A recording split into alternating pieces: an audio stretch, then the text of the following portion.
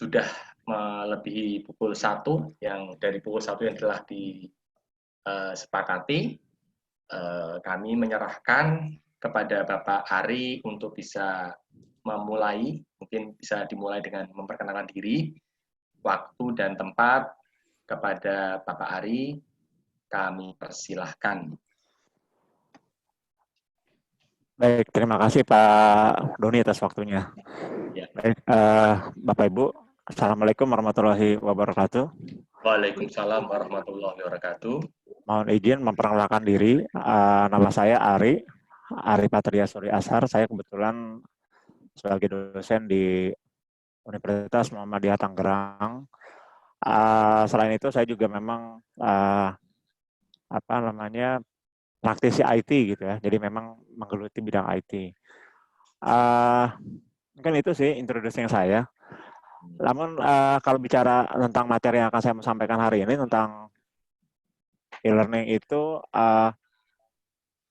saya dulu pernah menjadi pengajar di SMA Negeri 8 Tangerang. Saya kebetulan saat itu mungkin Bapak Ibu yang jadi guru atau pernah mendengar dulu ada RSBI ya, Rintisan Sekolah Berstandar Internasional.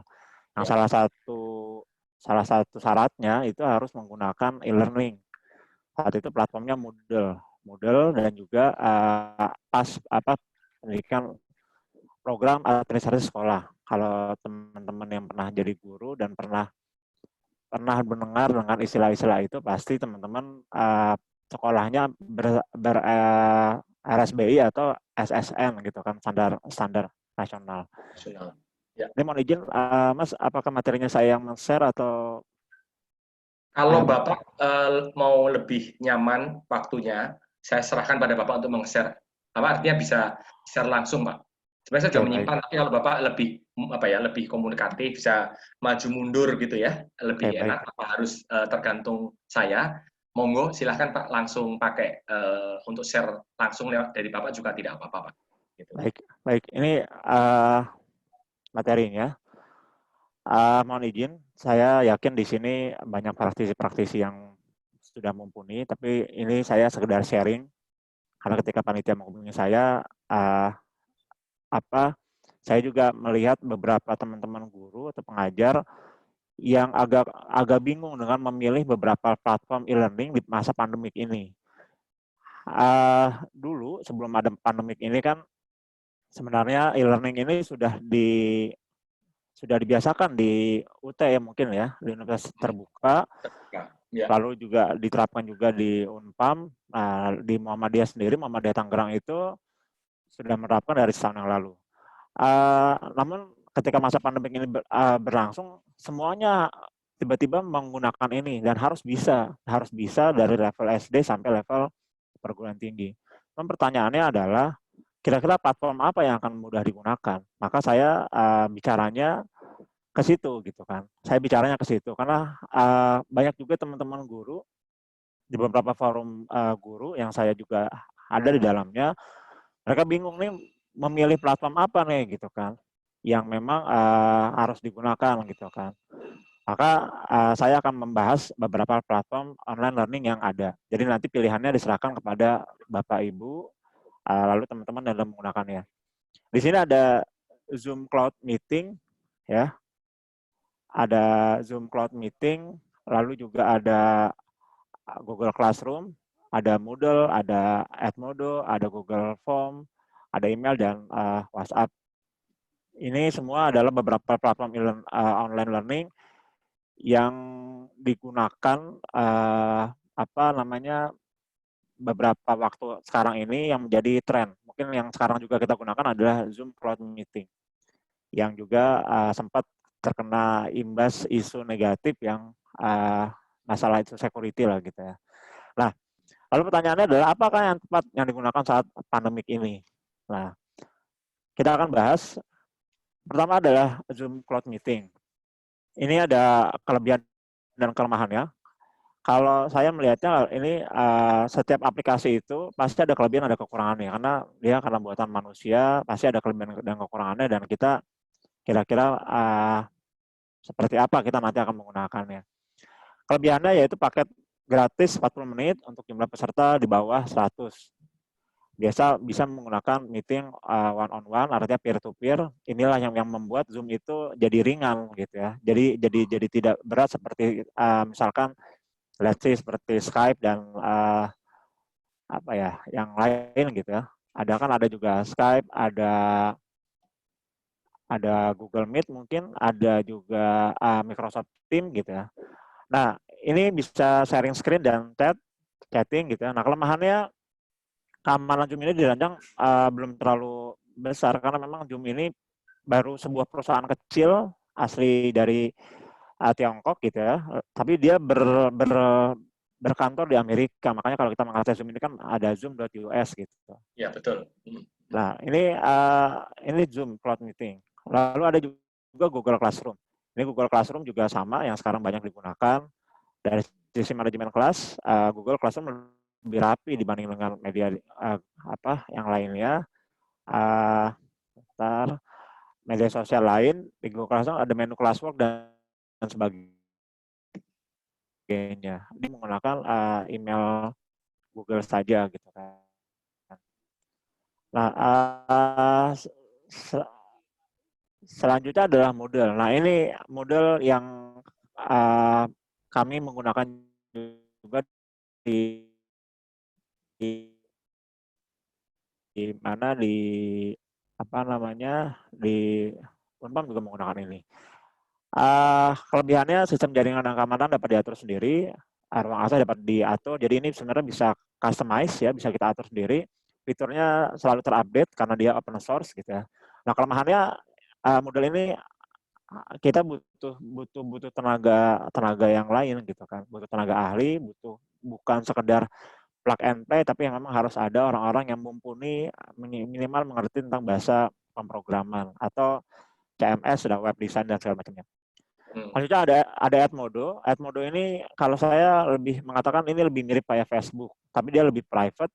Kelas-kelasnya ada beberapa gitu ya, bisa kita akses juga. Ini juga free juga. Dia sudah ada mobile device-nya, sudah ada yang digunakan dan bahasa Inggrisnya kelemahannya itu mengenai bahasa Inggris sebagai bahasa pemrogramannya. Lalu kadang-kadang ya karena kita orang Indonesia yang bahasa ibunya bukan bahasa Inggris, itu juga menyulitkan guru dan siswa. Lalu selanjutnya adalah Google Form. Nah, Google Form ini mungkin ada teman-teman yang menanya, kok Google Form gitu ya? Emang Google Form bisa dipakai buat pembelajaran? Beberapa waktu yang lalu, Google Form ini sebenarnya kalau berdiri sendiri untuk pembelajaran, dia hanya sekedar sebuah evaluasi. Jadi sebuah media evaluasi, sebenarnya daya serap siswanya atau daya serap peserta didik itu seperti apa? Itu bisa pakai Google Form untuk kita melakukan evaluasi. Akan tetapi materinya kita kasih melalui media lain.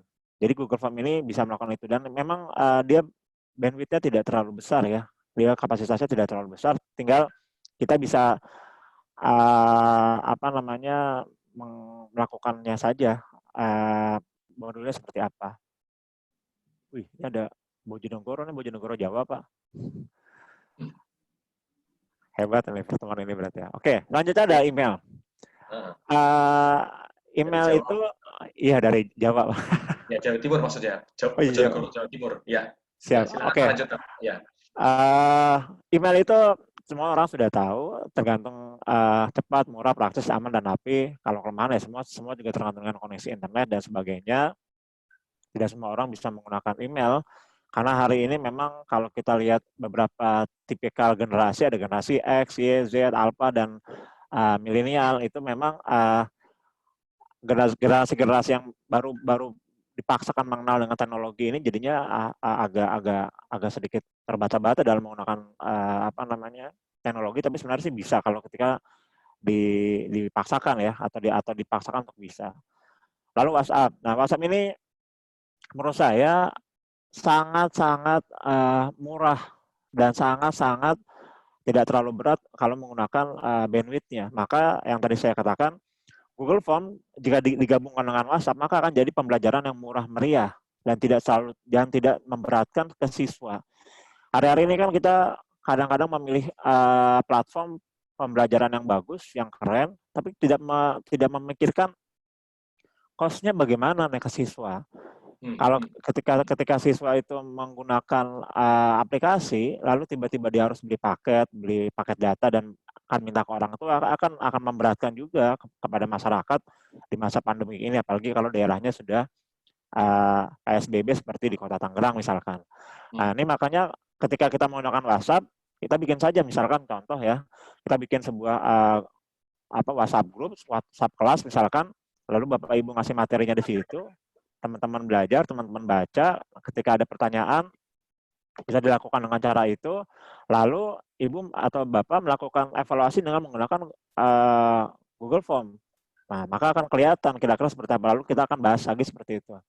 Karena kalau kita memaksakan misalkan menggunakan Moodle, menggunakan Edmodo atau menggunakan Google Classroom misalkan, atau kita juga menggunakan Zoom seperti yang banyak digunakan orang-orang di kelas-kelas di perguruan tinggi, itu memakan pulsa yang cukup lumayan, paket data yang cukup lumayan. Maka ketika tidak stabil, maka akan mengganggu proses penyerapan itu sendiri gitu kan.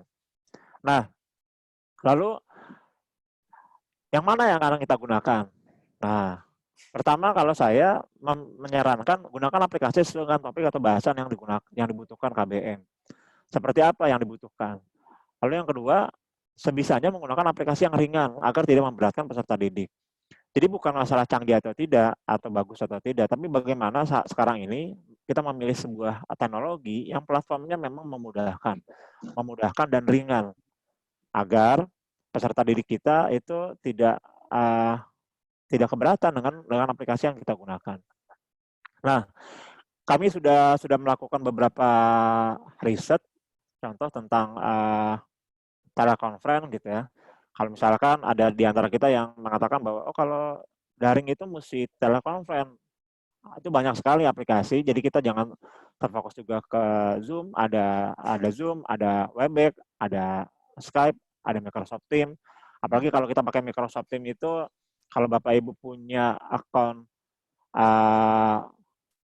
.ac.id atau .sch.id itu bisa didaftarkan ke pendidikannya si Microsoft. Jadi 365-nya itu bisa gratis kalau ketika Bapak Ibu mendaftarkannya menggunakan lembaga pendidikan.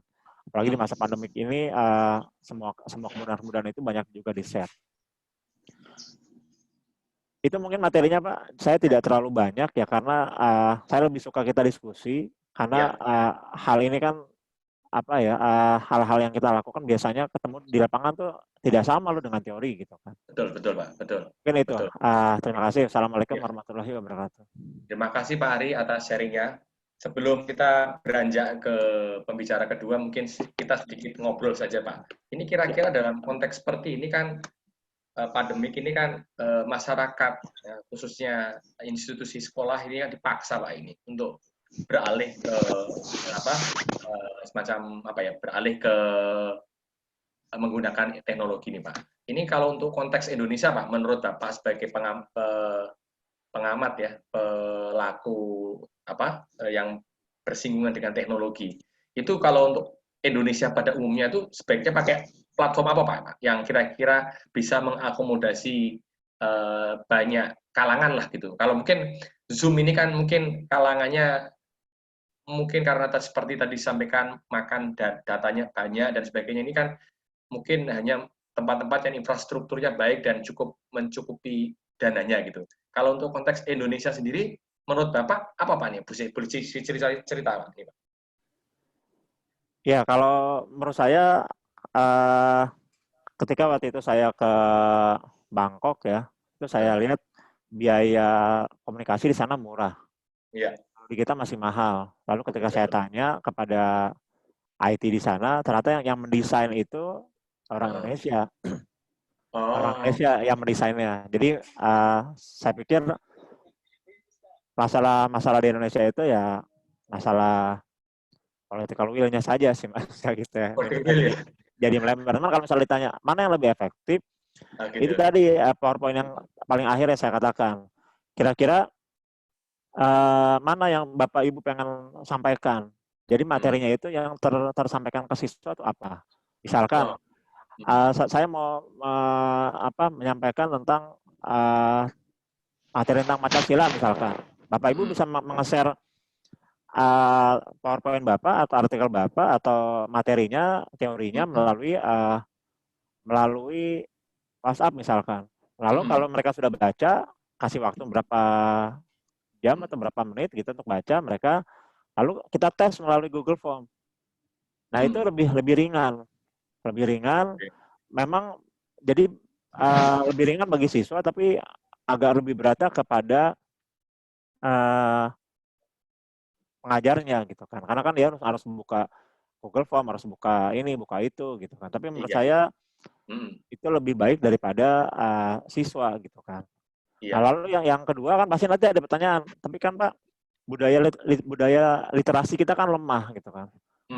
Anak-anak itu kalau suruh baca sendiri itu agak sulit gitu kan. Nah, itu masalah yang berbeda kalau menurut saya gitu kan. Nah, itu bagaimana kalau begitu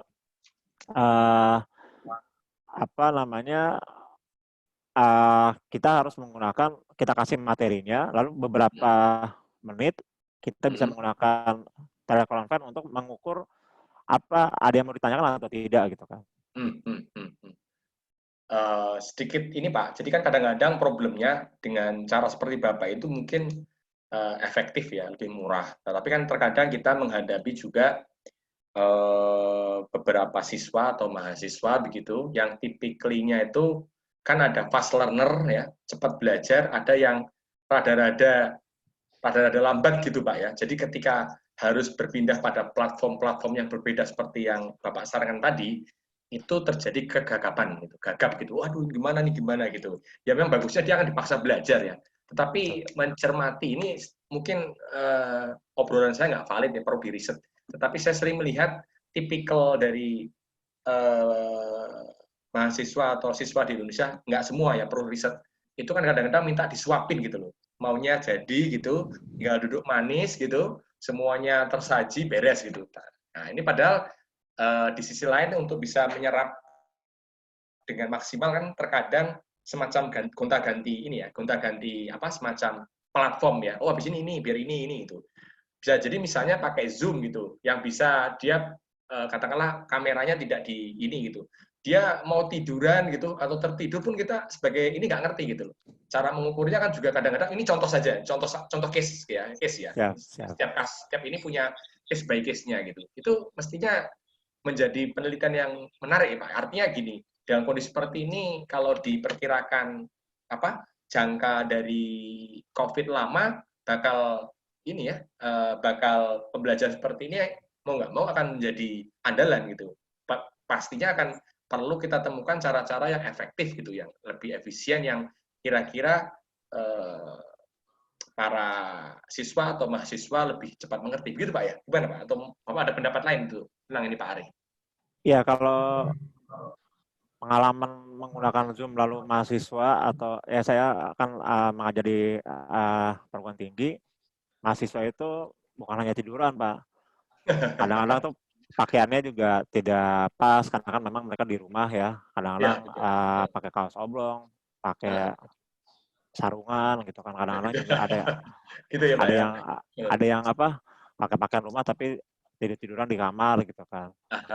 Nah itu kan memang setelah itu kami di kampus bikin regulasi perkuliahan gitu kan. Memang ini jadi sesuatu yang kita semua tidak siap memang.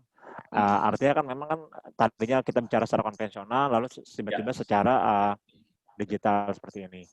Maka memang pelan-pelan. Teman yang tadi saya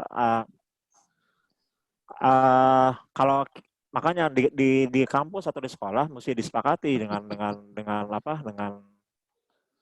dosen atau dengan gurunya platform apa yang digunakan. Jangan seperti ini juga si A pakai Zoom, si B pakai Google Meet, si C pakai Edmodo. Jadi akhirnya handphone siswa yang kecil atau handphone mahasiswa yang kecil kapasitasnya itu akan terpenuhi sama aplikasi-aplikasi yang mereka sebenarnya terpaksa menginstalnya gitu kan. Kayak misalkan menginstal Webex saja itu kan butuh 40 mega kapasitasnya gitu kan. Nah, maka kalau sudah disepakati seperti itu, maka nanti siswa hanya punya 1-2 aplikasi yang dipakai oleh semua dosen, semua guru gitu kan. Nah, ketika itu sudah terjadi ya jadi lebih kondusif. Nah, cuman kan saya bukan menjadi marketingnya WhatsApp ya, tapi kita agak berpikir simpel, handphone mana yang tidak ada aplikasi WhatsApp-nya? Saya pikir nggak ada. Tapi handphone mana yang ada aplikasi Zoom, Webex atau sebagainya? Itu ya masih bisa dihitung gitu kan. Artinya yang familiar kepada semua orang saat ini adalah WhatsApp. Itu harus kita akui gitu kan. Nah, tinggal bagaimana mengkombinnya, itu maka dibutuhkan kreativitas yang lebih sebagai pengajar, sebagai pendidik untuk kita bisa memodifikasinya. Karena kalau kita tidak memodifikasi, tidak sesuai dengan keadaan, maka nanti mahasiswa kita akan berguguran. Karena mereka harus bayar kuliah plus harus bayar kuota kan. Iya, betul. Gitu. Tapi kata kunci menariknya tadi saya sampai dapatkan dari Bapak, berarti sebaiknya menggunakan merek gitu ya, mereknya satu agar tidak artinya memang setelah kita harus sebagai di institusinya itu harus melihat plus minusnya begitu ya, dipilih salah satu, akhirnya yang itu akan dipilih ya, artinya konsekuensi logis ya, artinya setelah dipilih ya itu berarti plus minus, karena kalau dosen punya kreativitas seperti itu akhirnya HP-nya tidak berfungsi juga ya, terlampau banyak itu platform gitu ya, gitu Pak ya. Betul. Baik. Sepertinya diskusinya bakal menarik ini nanti Bapak Ibu, karena kebetulan juga pesertanya Bapak Ibu guru yang langsung lekat berhubungan dengan siswa atau mahasiswa ya, nanti diskusinya bisa langsung ditanyakan oleh ke Pak Ari ya, tentang bagaimana sih strategi atau berhubungan atau mengajar lewat online ini. Nah, kita akan beranjak ke materi atau narasumber kedua ya. Ini kalau yang pembicara pertama background-nya penilaian ke belusuan itu ada orang atau kita setor enggak? Kalau yang pembicara pertama tadi lebih ke masalah teknis ya, lebih ke masalah IT. Pembicara kedua akan menyentuh pada sisi manusia atau dari sisi psikologis. Ada Bu Nur Hasanah ya yang akan menjadi pembicara kedua. Beliau adalah background-nya psikolog ya. Jadi ini nanti akan banyak bertutur dan bercerita tentang bagaimana sih pendekatan secara psikologis ya untuk anak didik ya. Karena kan bagaimanapun kan IT itu hanya tools ya. Kalau toolsnya sebagus apapun, kalau cara pendekatannya kurang pas atau tidak tepat, apa yang disampaikan mungkin jadi kurang maksimal gitu ya. Ini ada pembicara kedua, Bu Nur Hasanah sudah ada bersama kita semua. Mari kita dengarkan Bu Nur Hasanah mempresentasikan apa yang akan dipresentasikan untuk Ibu Nur Hasanah. Selamat datang Ibu. Selamat datang, suaranya. Suara saya kedengaran? Ya, sudah kedengaran Bu. Ya, kedengaran Bu suaranya. Ya. Jadi nanti sebelumnya waktu Ibu 30 menit Ibu bisa sedikit memperkenalkan diri di floor tentang Ibu. Nanti setelah itu bisa dimulai. Waktu Ibu kurang lebih 30 menit. Waktu dan tempat kami persilakan Ibu. Monggo Bu. Terima kasih. Ya. Assalamualaikum warahmatullahi wabarakatuh. Waalaikumsalam warahmatullahi wabarakatuh. Sejahtera buat kita semua. Baiklah, terima kasih atas waktu yang diberikan kepada saya. Salam kenal untuk semuanya, untuk Pak Doni, Pak Denny, dan juga rekan-rekan semua. Mungkin bisa di-share ya ininya, PowerPoint yang sudah saya beri. Ibu mau share atau kami yang mau share? Atau bagaimana? Pak Doni aja deh. Oh, jadi saya. Baik, sebentar Ibu. Baik Bu, Betul. sebentar. Saya mohon izin sebentar. Ya.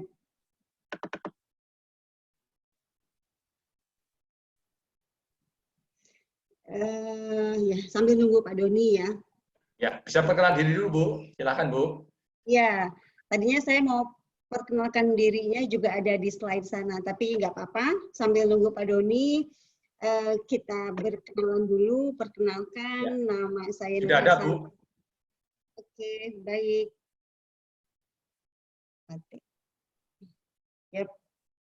Ya, pada sore ini kita sambil menunggu berbuka puasa ya Bapak Ibu sekalian bagi umat Muslim, kita ngobrol bareng di sini untuk membahas terkait materi yang saya sampaikan. Kayaknya agak kurang turun sedikit ya materinya ya.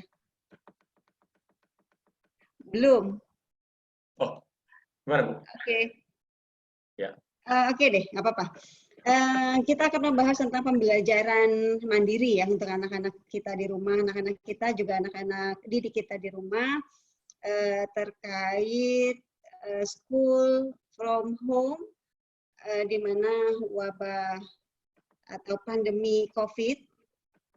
Pak, belum turun Pak, naikin lagi. Belum ya, oke. Gini Bu, Ibu, jadi Ibu kalau sudah bilang ke saya lanjut gitu nanti saya turunkan. Baik, saya menunggu perintah Ibu untuk lanjut. Berarti lanjut saya turun. Ya, silakan Bu. Mohon maaf. Ya, kita ini dulu ya, kenalan dulu ya. Oke, baik Bu. Pembelajaran di rumah. Oke, nanti kita akan bahas lebih lanjut lagi untuk beberapa menit ke depan. Tapi sebelumnya kita kenalan dulu karena katanya tak kenal maka tak sayang. Walaupun jarak kita berjauhan, ini adalah kesempatan kita untuk bersilaturahmi di media Zoom ya. Inilah kecanggihan teknologi yang akhirnya mempersatukan kita di dalam kotak segi empat ini ya. Baik. Saya Nur Hasanah, background pendidikan saya dulu saya pernah jadi santri, lalu juga saya melanjutkan S1 di Fakultas Psikologi Universitas Islam Bandung. Lalu selanjutnya juga saya melanjutkan S2 di Fakultas Psikologi juga di apa itu namanya magisternya saya ambil klinis di UPAI Jakarta. Dan saya saat ini bertugas sebagai founder Hasanah Psychology Center. Juga saya buka praktek pribadi dan juga saya sebagai ketua di Yayasan Rumah Asah Asih Asuh. Saya juga psikolog P2 TP2A yang menangani kekerasan terhadap perempuan dan anak di Kota dan Kabupaten Tangerang. Saya juga ketua Pusat Pembelajaran Keluarga. Ini adalah punya Kota Tangerang yang dibebaskan biaya untuk konsultasi keluarga untuk warga Kota Tangerang. Lalu juga saya psikolog klinis, psikolog sekolah dan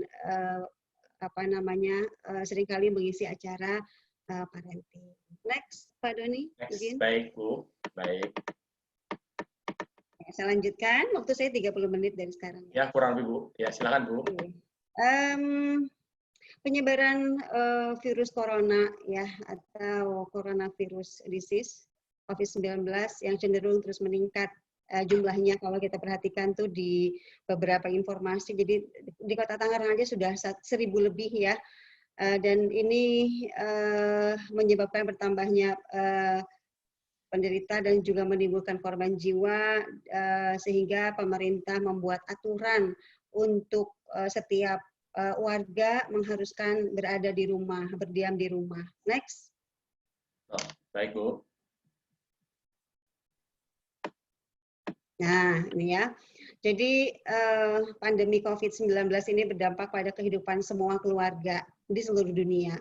Ada begitu banyak kegiatan terhenti. Jadi ada WFH, work from home, dan juga SFH, school from home. Dan situasi ini tentunya tidak mudah bagi seluruh masyarakat ya, entah itu orang tua maupun juga anak-anak, karena beberapa orang tua ada juga yang masih bekerja di kantor masing-masing, tapi ada juga yang sudah bekerja di rumah, lalu juga anak-anak juga bersekolah di rumah, yang biasanya anak-anak kalau kita lihat mulai dari usia TK, SD, SMP, SMA, mereka kecenderungannya adalah senang untuk bertemu dengan teman-teman. Tetapi sekarang semuanya harus berada di rumah. Begitu juga orang tua ketika harus bekerja di rumah, maka tugasnya itu harus berbagi ya. Mereka mengerjakan pekerjaan juga, pekerjaan kantor, tapi harus juga mendampingi anak-anak mengerjakan tugas-tugas sekolahnya. Begitu juga para ibu rumah tangga yang tadinya mereka harusnya fokus mengerjakan pekerjaan rumah tangga hingga menjelang anak-anak pulang sekolah, kan tetapi pekerjaan rumah tangganya juga harus dibarengi dengan mendampingi anak-anak belajar di rumah. Next. Ya. Ya, silakan Bu. Oke. Work from home harus dilakukan banyak orang tua ya. Tadi sudah saya singgung bahwa orang tua harus bekerja di rumah. Kalau kita lihat gambar ini ya, jadi orang tua sambil kerja juga, lalu sambil mendampingi anak juga gitu. Belum lagi dengan begitu banyaknya tugas yang diberikan oleh guru terkait apa itu namanya pembelajaran. Artinya pembelajaran di sekolah dialihkan ke rumah dengan begitu banyaknya tugas yang diberikan oleh guru. Nah ini KPAI telah melaksanakan survei tentang pembelajaran jarak jauh kepada 1.700 siswa di Indonesia. Nah, dari survei tersebut menunjukkan bahwa siswa tidak bahagia dengan pembelajaran jarak jauh. Kebanyakan siswa merasa bahwa model pembelajaran itu tidak menyenangkan karena mereka dibebankan dengan tugas-tugas yang begitu banyak. Dan ini juga dimungkinkan dengan targetnya kurikulum ya, target kurikulum di mana guru harus mengejar apa itu namanya, semua materi harus tersampaikan ke siswa sehingga banyak sekali tugas-tugas yang diberikan oleh guru. Next. Baik Bu, sebentar. Ya. Ya. Nah, akhirnya tugas banyak diberikan oleh guru, lalu juga dari setiap mata pelajaran tidak semua orang tua menguasai pelajaran tersebut. Belum lagi kalau dalam rumah itu orang tua memiliki anak yang jenjang pendidikannya berbeda-beda. Di sana dia punya anak yang usia SMP atau SMA, atau juga usia SD, atau juga usia TK. Nah itu luar biasa, banyak sekali yang harus didampingi oleh orang tua. Dan tentunya tidak semua orang tua menguasai pelajaran yang sedang dipelajari oleh anak-anaknya di rumah. Gitu. Itu saja dari satu sisi ya, pembelajaran. Belum lagi pekerjaan yang mungkin juga menuntut untuk segera selesai, dan juga ibu yang juga harus mengasuh balitanya misalnya, harus juga mengerjakan pekerjaan rumah tangga.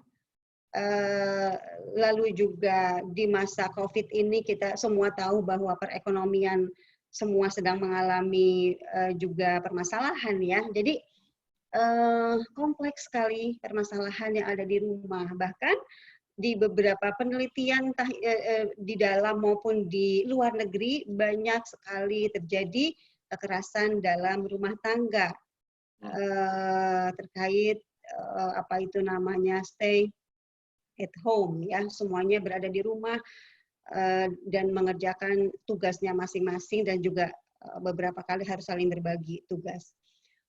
Sehingga keluarga di rumah, entah itu suami, istri, ayah, ibu, anak, mengalami frustasi, lalu marah, kesal juga, ya. Akibatnya kondisi rumah semakin tidak nyaman. Rumah tidak nyaman, belum lagi yang sebelumnya kita semua bisa keluar atau bermain ke tempat-tempat hiburan, sekarang sudah harus di rumah semua dengan berbagai macam tugas. Nah, akhirnya masalah belajar di rumah yang berlarut tidak hanya rentan membuat orang tua kesal, stres, dan frustasi, maka anak pun akan berimbas juga dengan kondisi psikologis orang tua. Karena sangat dimungkinkan kondisi psikologis orang tua itu sangat berpengaruh sekali dengan juga kondisi psikologis anak-anak. Orang tua marah, orang tua nggak nyaman, anak pun akan demikian. Lebih mudah marah ya. Ya, itulah makanya sebetulnya adalah kenyamanan situasi rumah itu diatur atau di manage ya oleh orang tua. Ketika semuanya nyaman, ceria, dan orang tua mampu untuk melakukan berbagai aktivitas yang menyenangkan, maka itu pun secara psikologis orang tua senang dan anak-anak pun akan sama, akan seperti itu. Next, Pak Doni. Baik, Bu. Oke, ini ya yang terjadi kan. Nah, tentunya ini bukan cuma terjadi di 1, 2, 3 rumah gitu, tapi terjadi di banyak rumah gitu ya, yang dialami oleh keluarga. Belum lagi permasalahan lain yang dimiliki oleh orang tua itu sendiri ya. Banyak kasus yang saya tangani di masa pandemi ini, yaitu permasalahan lama, permasalahan terdahulu yang muncul lagi ketika semuanya harus berada di rumah. Kenapa demikian? Karena juga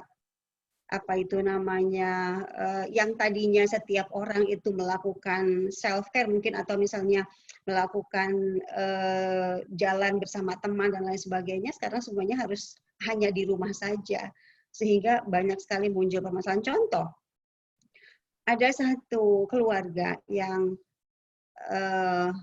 tadi kan Pak Doni bilang katanya nanti Bu Nur akan bercerita. Betul, saya akan bercerita tentang beberapa kasus gitu kan ya. Jadi ada satu keluarga dari banyak keluarga yang konsultasi ke saya. Salah satunya adalah orang tua kewalahan sekali untuk ngatur anaknya ketika masa pandemi ini. Di situ terlihat bahwa anak hanya bermain handphone, tidak melakukan hal lain kecuali main handphone, gitu kan? Nah, datanglah ke saya untuk konsultasi. Saya pikir anak tersebut kecanduan gadget. Akan tetapi ternyata bukan itu permasalahannya. Ternyata permasalahannya adalah ketidaknyamanan anak dengan ibu dan ayahnya yang merupakan ayah sambung, menjadikan dia mencari kenyamanan lain. Gitu. Jadi memang anak ini ketika saya asesmen anak tersebut nggak nyaman dengan orang tuanya, dengan ibunya dan juga dengan ayahnya. Untuk itu dia cari kenyamanan lain, yaitu yang biasanya kan kalau setiap hari kalau mereka sekolah itu, kalau anak ini sekolah, dia di sekolah bermain dengan teman-temannya. Nah, tapi seharian dari pagi, siang, sore, malam, dia bertemu dengan orang tua yang dia sangat nggak nyaman dan mengalami kecemasan akibat pola pengasuhan orang tua sejak lama ya, bukan sejak saat ini saja. Nah, itu muncul lagi. Akhirnya apa yang terjadi? Anak itu cuma main handphone, lalu kalau tengah malam dia ingin keluar, karena siang itu tidur lama, malam ingin keluar, orang tua marah, kesel, dan lain sebagainya, dan itu menjadi permasalahan tersendiri buat orang tua. Dan juga keluarga itu akhirnya. Ya. Baik. Next. Ya, baik Bu. Ya, anak juga jadi marah, anak stres, tidak cuma kesel dan nangis, tapi dia juga akhirnya marah. Anak itu marah, lalu orang tuanya juga katakan bahwa saya punya anak yang sangat membangkang, gitu. Orang tua tahunya bahwa anak tersebut membangkang, padahal anak tersebut punya permasalahan tersendiri terhadap kedua orang tuanya yang dia sebagai anak-anak tidak bisa ungkapkan. Gitu. Next. Ya, baik Bu. Ya, anak juga akan merasa jenuh. Akhirnya ya sudah, tugas-tugas tidak dikerjakan. Banyak lagi kasus-kasus kekerasan seksual terhadap anak yang pelakunya juga anak. Padahal sekarang ini kondisinya kan school from home. Tapi beberapa anak yang dalam keluarga keberfungsian orang tuanya itu lemah, atau bahkan tidak ada sama sekali fungsi orang tua di sana, orang tua ada tapi fungsinya tidak ada, maka mereka lebih banyak keluar rumah. Nah, ketika mereka keluar rumah, mereka akan punya banyak sekali waktu untuk bermain.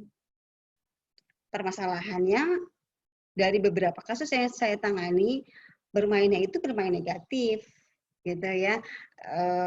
Apa itu namanya?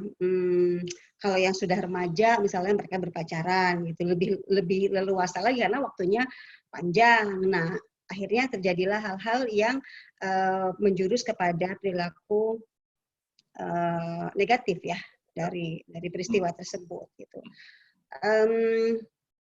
Ini bukan survei, tapi saya tangani sendiri. Memang di masa pandemi ini kejahatan terhadap anak atau juga kejahatan seksual atau juga KDRT itu bertambah banyak, gitu ya. Tidak menurun, padahal kan harusnya kan semuanya berada di rumah, tapi ternyata tidak demikian. Next. Oke, baik Bu. Oke, sekarang kita sampai pada caranya agar anak Anda mau belajar di rumah seperti apa.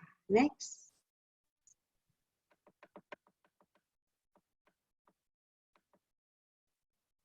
Kita harus pahami dulu bahwa anak-anak kita saat ini, anak-anak kita dan juga anak didik kita saat ini, mereka berada dalam generasi Z. Generasi Z di situ di slide ya, digambarkan bahwa anak-anak yang lahir pada tahun 1995 sampai sekarang ya, atau sampai tahun 2000, ada yang bilang 2010 ya, 2015 seperti itu. Nah, mereka berada dalam, atau mereka adalah anak-anak generasi Z. Beda dengan kita, mungkin kita generasi X ya, atau juga mungkin teman-teman yang hadir semua di sini ada juga yang generasi Y. Kalau saya generasi X tuh, entah Pak Doni di mana tuh adanya. Oke. Atau juga mungkin ada juga yang di generasi baby boomers ya, saya nggak tahu yang hadir di sini, mungkin ada juga di sana ya. Tapi anak-anak kita saat ini mereka berada dalam generasi, mereka adalah anak di zaman generasi Z. Next. Oke, kita pahami itu dulu. Lalu, nah, generasi Z itu seperti apa sih? Mereka punya email, gitu ya. Lalu mereka juga punya Facebook, punya Instagram, punya WA. Sekarang anak-anak TK aja sudah tergabung di grup WA, gitu kan.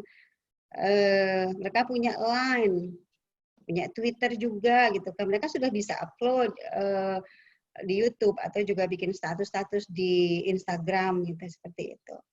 TikTokan segala macam gitu ya, lalu mereka upload. Mereka juga bisa mendownload aplikasi dan mampu menggunakannya. Mereka sudah bisa belanja pakai Lazada. Wah, ini luar biasa nih anak-anak. Tokopedia, tinggal Bu, aku pesan ini ya, gitu. Itu mereka udah bisa seperti itu. Bukalapak, GoPay, tahu-tahu udah pesan makanan, gitu. Tahu-tahu di depan pagar udah nunggu apa itu namanya GoFood gitu ya, mereka pesan makanan, orang tua tinggal membayarnya. Lalu juga mereka ada beberapa yang anak-anak yang kreatif itu mereka sudah bisa jual beli lewat internet, entah itu paling lewat WA atau juga lewat Bukalapak, lewat FB, Instagram gitu ya. Cari uang dengan mereka membuat kreativitas, lalu mereka jual. Mereka juga sudah bisa menggunakan e-learning tadi sama Pak Ari ya, sudah dijelaskan gitu, tentang beberapa fasilitas online yang bisa digunakan untuk proses pembelajaran. Oke, mereka juga sudah bisa bikin video lewat KidMaster mungkin dan lain sebagainya. Oke, lanjut Pak Doni. Baik Bu. Ya. Tadi barusan adalah next, lanjut. Masih lagi Bu? Ini? Ya ini. Ya. Oke. Baik, Bu. Tadi di atas kita sudah jelaskan itu adalah anak-anak zaman sekarang tuh, anak-anak generasi Z ya. Dan ini adalah penelitian Dell Computer ya, seperti ini. 97% mereka ingin bekerja secara apa itu namanya, secara instan gitu ya, menggunakan teknologi gitu ya untuk masa depan karir mereka. Itu 90% ya, kurang lebih ya di Asia. Mereka juga ingin juga berbagi, sharing. Sebetulnya anak-anak generasi Z ini senang berbagi, ya itu ya, berbagi tentang teknologi, mentors ya, untuk orang lain dan untuk tugas-tugas dan lain sebagainya. Lalu juga mereka itu kecenderungannya ingin menggunakan teknologi untuk apa itu namanya, pembelajaran mereka, formal education. Dan mereka juga katakan bahwa literasi teknologi itu sangat banget gitu ya. Jadi harus penting banget gitu ya, penting banget menggunakan literasi teknologi. Next. Baik, Bu. Kita harus pahami itu. Lanjut. Ya, ya silakan, Bu. Oke, ya. Jadi dari paparan tadi di atas ya, slide yang di atas, saat ini mau nggak mau kita dihadapkan pada era revolusi industri 4.0. Gitu ya. Jadi hikmah hadirnya COVID-19 ini ya memaksa kita untuk menghadapi itu semua. Gitu ya. Jadi proses literasi digital yang saat ini harus kita kenalkan secara baik kepada anak-anak kita. Sehingga anak-anak kita itu menggunakan gadgetnya bukan cuma untuk kesenangan dan menghabiskan waktu tidak bermanfaat. Tapi penting sekali kita untuk menginformasikan bahwa proses literasi digital mau nggak mau kita harus hadapi sekarang. Apa sih kegunaan handphone? Hikmahnya lagi kalau saya pikirkan adalah bahwa kenapa sih kita semua harus berada di rumah? Orang tua bekerja di rumah, anak-anak juga harus bersekolah di rumah. Gitu. Karena memang penggunaan literasi digital ini harus dengan pendampingan orang tua. Kalau orang tuanya bekerja di kantor gitu, anaknya di rumah, school from home cuma anak saja, maka ketika menggunakan digital, ketika menggunakan gadget mereka nggak ada pendampingan orang tua. Orang tua sudah di rumah. Iya betul. Karena apa? Ya, karena bukan cuma kaitannya dengan tutorial, tapi bonding secara emosional dengan anak, gitu. Sehingga ketika kemarin saya ikut juga webinar bersama Pak Menteri Menko Pembangunan Manusia ya. Di sana beliau katakan bahwa setelah COVID berlalu maka akan ada budaya baru di mana orang akan nyaman untuk bekerja di rumah, terus punya salon pribadi di rumah. Sekarang saja sudah ada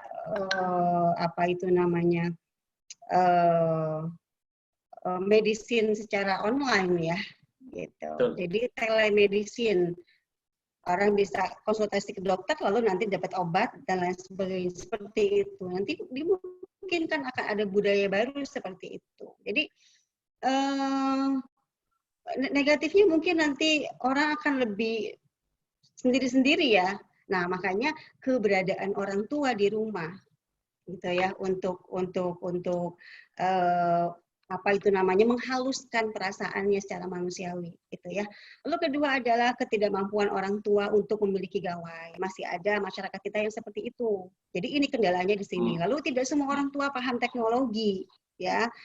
Juga masih ada guru yang belum memahami pembelajaran digital yang kreatif, inovatif, dan menyenangkan. Maka tadi timbulnya kejenuhan. Anak-anak juga nggak nyaman gitu belajar karena nggak banget gitu loh, nggak asik lah seperti itu ya. Karena tadi beberapa guru juga belum, walaupun ada juga guru yang sudah memahami tentang pembelajaran online secara kreatif, inovatif dan menyenangkan. Next. Ya, Bu. Mohon izin diinfokan kalau nanti waktu saya sudah habis. Ya Ibu, sebenarnya mulai ini mungkin Ibu ada waktu sekitar 3-4 menit lagi, Bu. Monggo, Bu. Baik, oke ya. Nah, jadi Ya, seperti ini ya. pendampingan dan juga pengasuhan orang tua di rumah ya, ketika mereka harus bersekolah di rumah. Saya katakan bersekolah di rumah karena ini harus kita pahami bersama bahwa kita anak-anak kita sekarang sedang bersekolah ya, bukan liburan. Karena masih banyak sekali masyarakat, anak-anak, orang tua yang bilang liburan. Libur ya nak gitu. Padahal sekarang bukan libur. 7 hal yang harus dilakukan orang tua. 1, pertahankan rutinitas. Gitu ya. Ini memang kendala orang tua semua ya, termasuk saya juga mungkin seperti itu ya. Apalagi sekarang bulan puasa yang biasanya pagi itu setelah sahur itu ada beberapa juga orang yang tidur gitu. Tapi seharusnya pertahankan rutinitas itu pagi bangun seperti biasa gitu, seperti anak-anak bersekolah. Saya lakukan ini beberapa waktu kemarin ketika belum puasa gitu kan. Jadi tetap bangun pagi, mandi, sarapan gitu. Layaknya mereka mau berangkat ke sekolah nun jauh di sana gitu kan. Tapi sekarang dikondisikan sekolahnya dalam rumah. Lalu ciptakan suasana belajar yang menyenangkan. Ini penting sekali. Orang tua senang maka anak-anak pun akan senang. Yang ketiga, tentukan urutan jadwal belajar. Sesuai dengan jadwal yang diberikan oleh guru, misalnya jam 8 sampai dengan jam 9, mata pelajarannya apa. Jadi sesuai dengan urutannya. Pun ketika mereka harus beristirahat.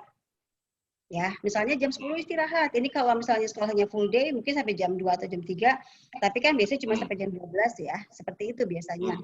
Di saat school from home ini, sekolah full day pun memberlakukan hanya sampai jam 12. Ada waktunya jam istirahat, ada waktunya sholat duha misalnya untuk yang muslim, ada waktunya ke kantin. Nah itu akan mengasyikkan kalau dapur kita itu kita jadikan kantin. Lalu berikutnya adalah orang tua harus kreatif. Harus kreatif. Tadi dari urutan pertama, pertahankan rutinitas, suasana yang menyenangkan. Dari itu semua nanti dimungkinkan anak-anak kita akan mandiri melaksanakan urutan-urutan pembelajarannya itu. Jadi nggak ada bedanya, kita sekarang sekolah, bukan liburan. Ya. Lu mengutamakan proses, bukan hasil. Jadi, kalau kita fokus kepada hasilnya, maka nanti kita sebagai orang tua akan menekan anak untuk cepat kata bu guru seperti ini, dia harus selesai. Nah itu kalau seperti itu anak-anak akan tambah tertekan ya, tambah stres gitu. Ini sementara dia nggak ada waktu untuk bertemu teman-teman yang happy dan lain sebagainya. Jadi nikmati proses yang ada di rumah. Oke, ini adalah proses peralihan sekolah yang sesungguhnya dan sekolah di rumah. Jadi ibu bapak menikmati itu. Lalu fokus pada solusi ketika pelajarannya susah, maka fokus pada solusi. Apa yang kita lakukan? Komunikasi dengan guru. Jadi guru juga harus standby nih selama pembelajaran berlangsung. Gitu. Apalagi guru-guru yang bertugas untuk mengajarkan pelajaran itu di jam itu. Jadi guru harus standby. Jadi ada komunikasi antara orang tua dan guru. Tetap berolahraga. Lalu yang terakhir, mengatur dan mengekspresikan emosi secara tepat. Gitu. Jadi kalau misalnya anak nangis, orang tua nggak bisa bilang diem nggak. Nah, karena emosi itu harus diekspresikan, tidak boleh ditahan, tidak boleh ditekan. Oke, ya. Satu lupa kayaknya yang saya ketik adalah penting bagi orang tua melaksanakan relaksasi. Jadi dengan segitu banyaknya tugas, orang tua harus nyaman secara psikologis. Seperti itu. Sudah habiskah waktu saya? Ya, 1 menit masih bisa, Bu. Kalau ada semacam ini, jelasan tambahan 1-2 menit, Bu. Jadi, urutan, kayaknya ini slide terakhir, Pak Doni. Nggak apa-apa, yang tangan aja. Oke, silakan, Bu. Iya, habis. Silakan, Bu, kalau mau menambahkan, silakan, Bu. Ya, oke.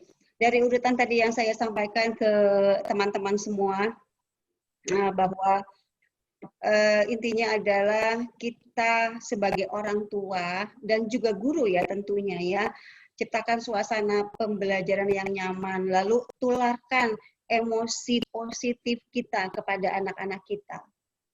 Gitu. Karena dalam kondisi ini adalah yang dibutuhkan yaitu kenyamanan secara emosional.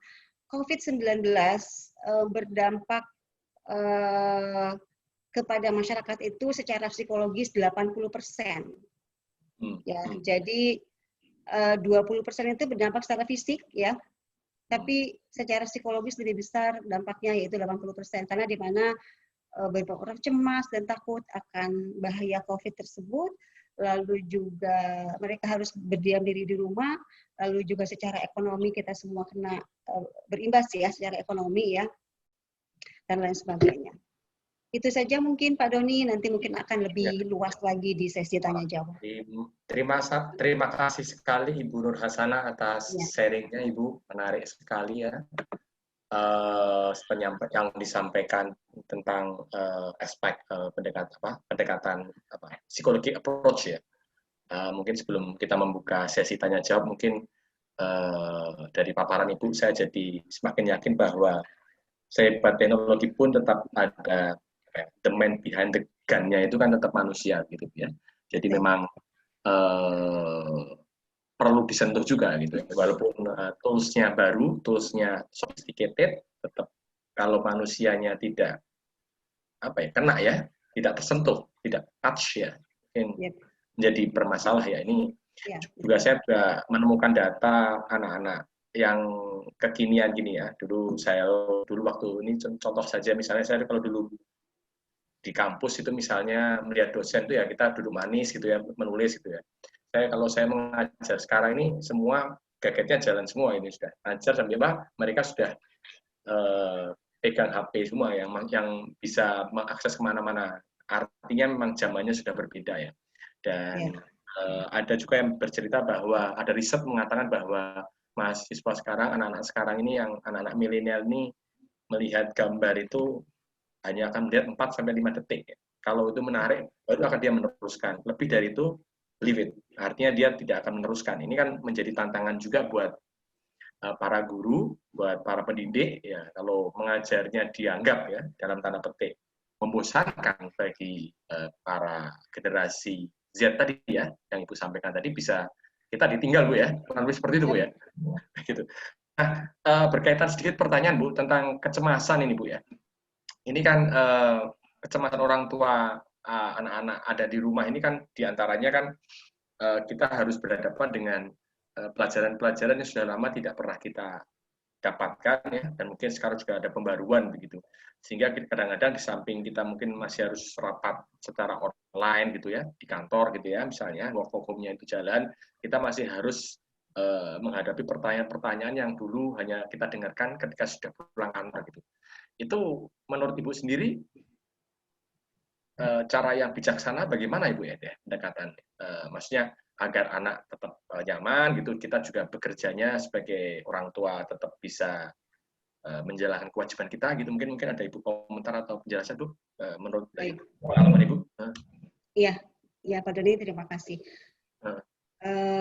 Dalam kondisi seperti ini untuk memberikan kenyamanan kepada siswa dalam pembelajaran lebih baiknya adalah dengan melakukan dalam mengerjakan proyek ya.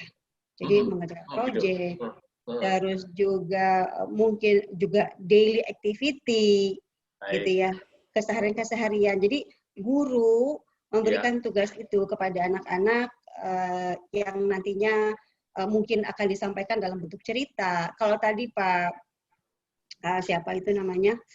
Pak Ari ya, Pak Ari katakan yang paling murah itu adalah WA gitu kan. Bisa juga anak-anak membuat cerita, membuat cerita tentang kegiatan daily activity-nya lalu di-share kepada guru, itu juga bisa ya. Artinya kan kalau seperti itu maka orang tua akan juga lebih mudah untuk membimbingnya, dan itu juga jadi jadi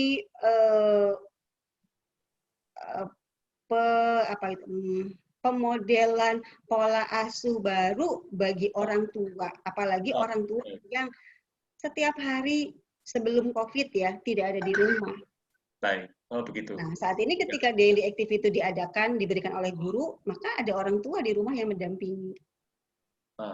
Ya. Seperti itu.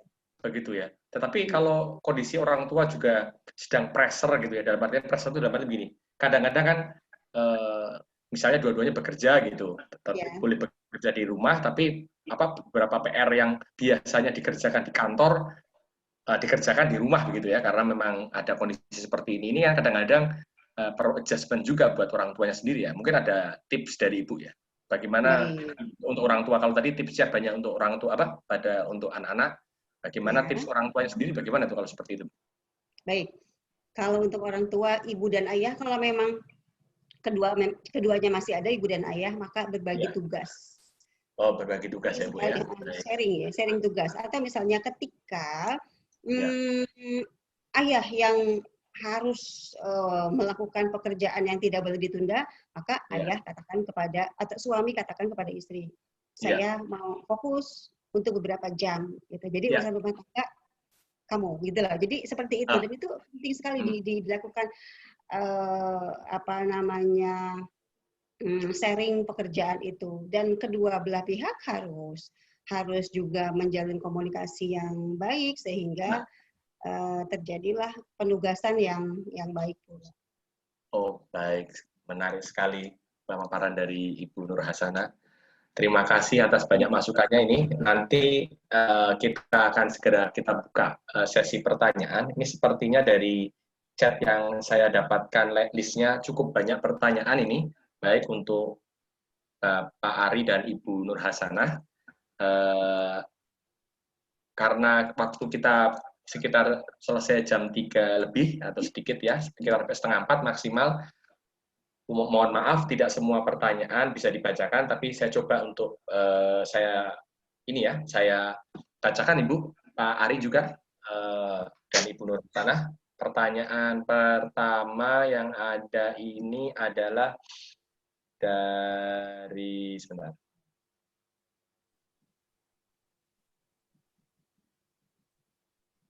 Bentar, Ibu.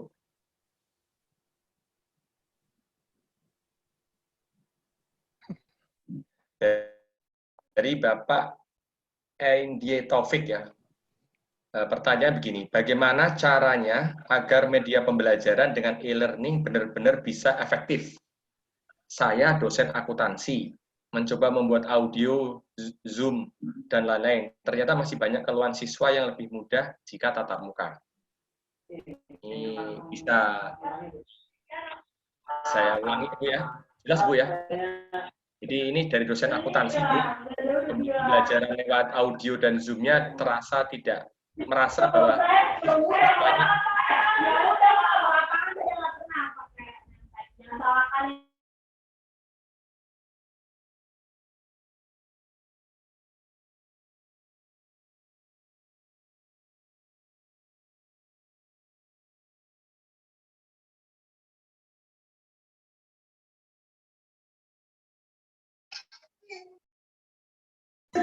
untuk pertanyaan ini Pak.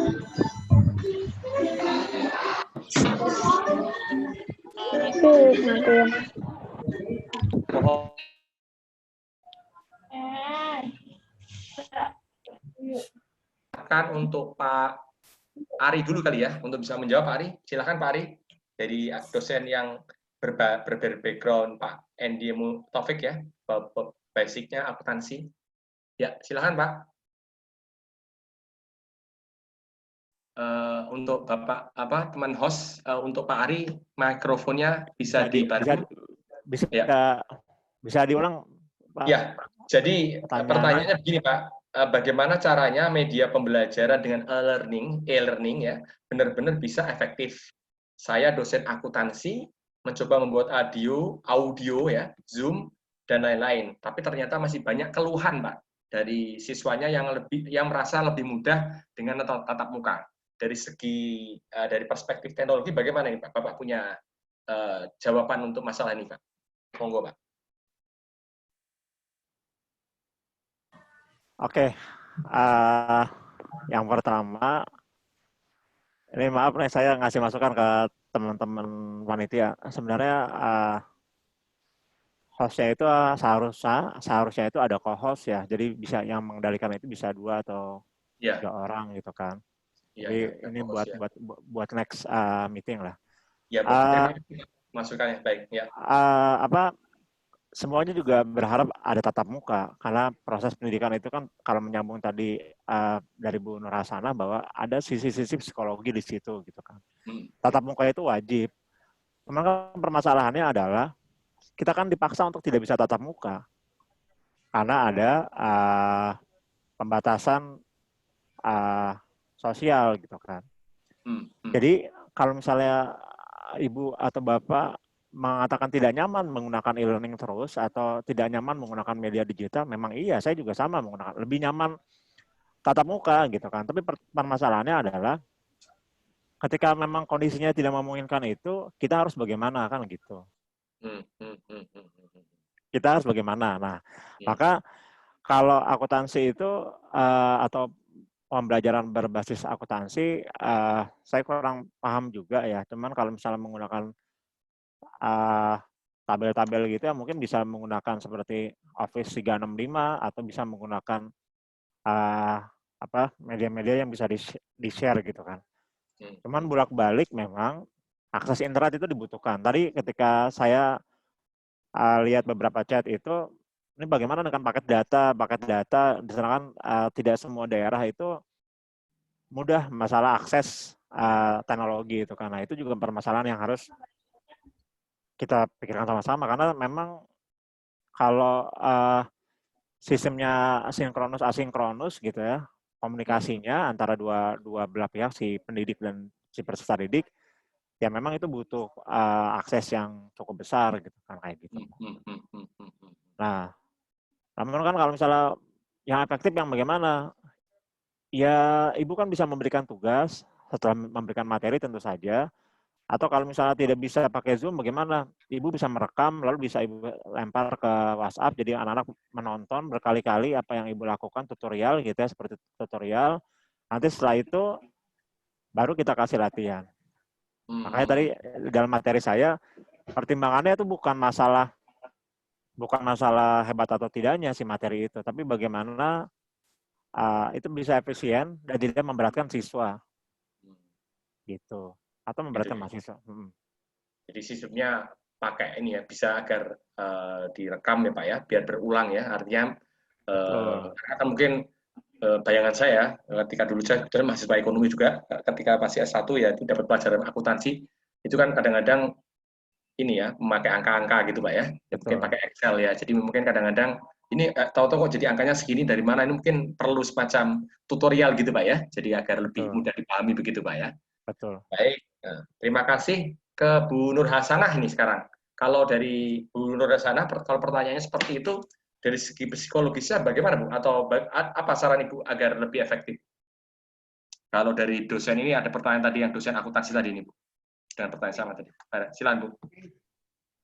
Ya itu memang saat ini hampir semua ya, bahkan mungkin semua orang tidak nyaman dengan kondisi seperti ini. Tapi kita sekarang berada di kondisi yang tidak biasa, tapi juga kita harus melakukan hal-hal yang tidak biasa. Contoh, bukan cuma Bapak sebagai dosen, tadi Bapak penanya ya, mohon izin.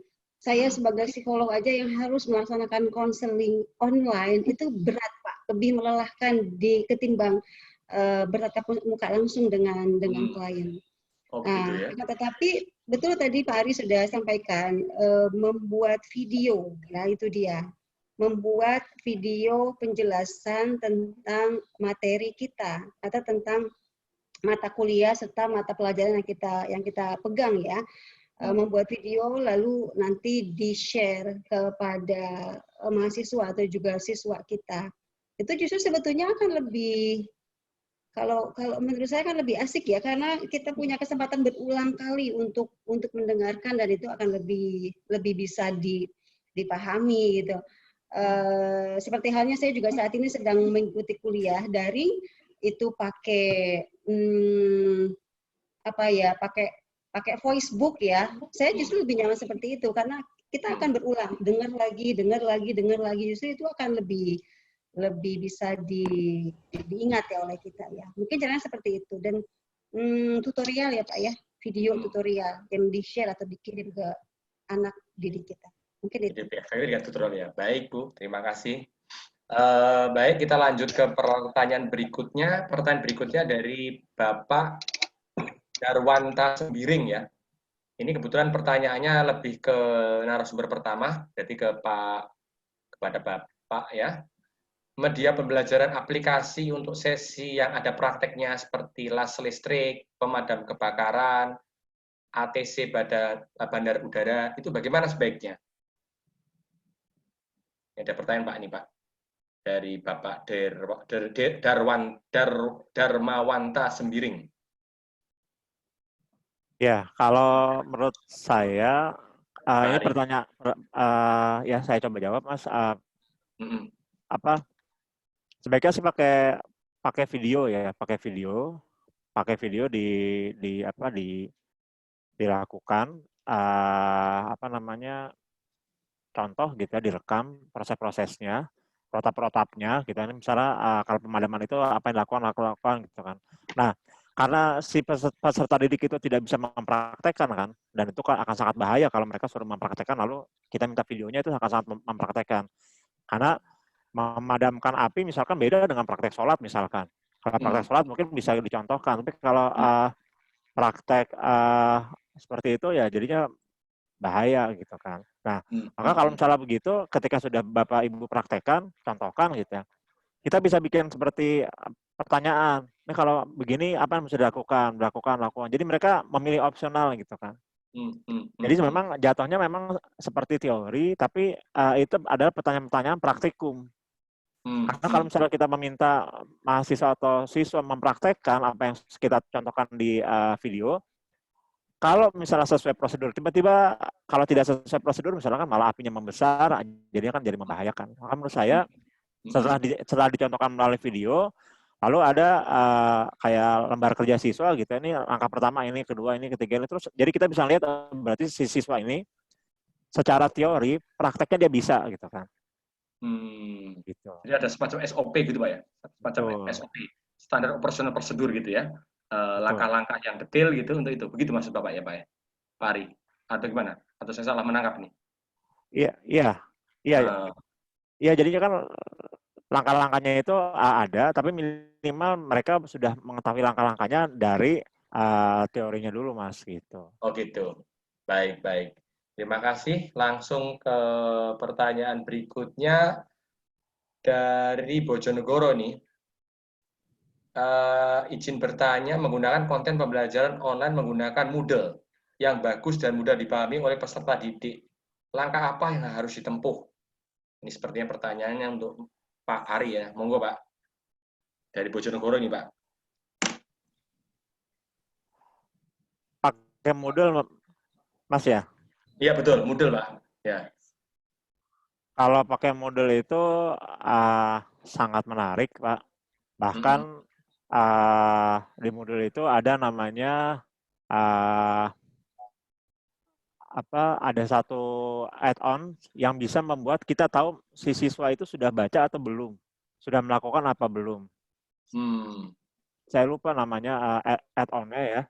Lalu bahkan ketika kan masalah yang kita hadapi gini, ketika siswa atau mahasiswa ujian secara online, pertanyaannya dia lakukan sendiri atau mencontek gitu kan, atau jangan-jangan dia googling gitu kan, ya kan? Karena jangan-jangan dia di tab yang ini dia ujian, di tab berikutnya dia googling gitu kan. Kalau pakai Moodle itu bisa diganti Pak. Kalau pakai Moodle itu bisa layarnya tertutup dan hanya ujian saja yang dilakukan. Dan itu semuanya bisa kita kembangkan. Memang tapi Bapak harus punya tenaga ahli yang berbasis minimal pemrograman atau mengerti minimal sekali CMS. Tapi kalau tidak ada ya itu akan sangat merepotkan karena Moodle itu tidak bisa plug and play, dia mesti didesain dulu. Apa yang kita inginkan itu bisa si Moodle lakukan. Gitu Pak jawaban saya. Baik. Terima kasih Pak Ari. pertanyaan selanjutnya sepertinya masih ke Pak Ari juga dari Bapak atau Saudara Dixon Silitonga ya. Mau bertanya, di kampus kita menggunakan aplikasi AdLink ya, digabung dengan Zoom video conference. Namun belakangan ini muncul isu bahwa data pribadi kita akan langsung terkirim ke Facebook. Ya, apakah akhirnya di stop pembelajaran itu, takut digunakan oleh pihak tertentu. Menurut Bapak, apa pendapat Bapak tentang hal ini? Aplikasi AdLink, Mas. Ya, jadi dia bertanya di kampus kita, kampusnya dari Saudara atau Bapak Dixon Silitonga menggunakan aplikasi AdLink ya, AdLink yang digabung dengan Zoom atau video conference. Namun belakangan ini muncul isu bahwa data pribadi kita akan langsung terkirim ke Facebook. Jadi karena terkirim ke Facebook, kita stop ya, maksudnya kampus itu menyetop kegiatan itu. Artinya pakai tools itu, karena takut digunakan data-data digunakan orang-orang yang tidak bertanggung jawab lah, kurang begitu. Komentar dari Bapak bagaimana Pak? Gitu. Gitu. Komentar dari Bapak sebagai ahli IT, bagaimana? Saya tidak atau belum pernah menggunakan AdLink ya, tapi kalau saya akan coba ke Zoom-nya saja. Jadi Zoom itu pernah dibahas di Detik bahwa dia tidak aman gitu kan. Ada pembobolan data lah sebagainya gitu kan. Lalu kami kebetulan saya di UMT itu sebagai Biro IT Pak, jadi saya membahas itu gitu ya. Karena memang di kampus kami itu juga dipakai buat ujian skripsi, ujian seminar proposal, dan sebagainya. Dan juga sebagai pembelajaran di masa pandemi ini. Pertama, kalau proses pembobolan akun itu sebelum ada Zoom dan sebelum ada pandemi juga sudah ada. Kita sudah bisa dengar itu. Zoom itu bisa dilakukan pembobolan ketika, misalkan di forum ini ada 83 orang, nah salah satu dari anggota kita itu membobol atau mengacau di forum ini, itu bisa.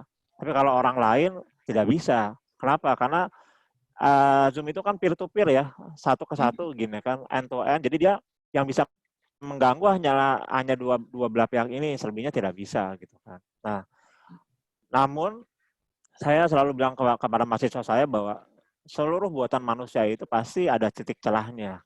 Jadi tidak mungkin sempurna.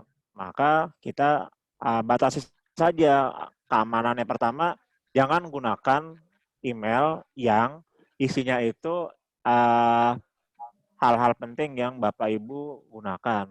Contoh, Bapak Ibu, saya tidak nyarankan Bapak Ibu menggunakan email yang Bapak pakai di smartphone, yang isinya ada m-banking dan segala macamnya, yang mengatur smartphone Bapak Ibu, itu menjadi email utama Zoom-nya. Yang dibobol adalah email kita, yang isinya kontak-kontak person, data-data yang kita miliki. Gitu. Jadi sebenarnya yang dibobol itu bukan Zoom kita, tapi email kita yang menjadi pintu masuk ke Zoom tersebut. Itu pertama. Yang kedua, kalau kita jadi host atau kita ke peserta didik kita, jangan menggunakan smartphone, gunakan saja laptop dan sebagainya. Gitu. Nah sekarang Zoom sendiri itu sudah dilengkapi dengan security keamanan ya. Kayak kalau saya yakin teman-teman yang sekarang kita gunakan ini adalah Zoom yang berbayar karena sudah lebih dari 40 menit ini berbayar. Maka di sisi admin atau di sisi host itu ada lambang security, lambang kayak tameng gitu kan. Nah, itu adalah Zoom terus-terusan dia merapikan dirinya lah kayak gitu.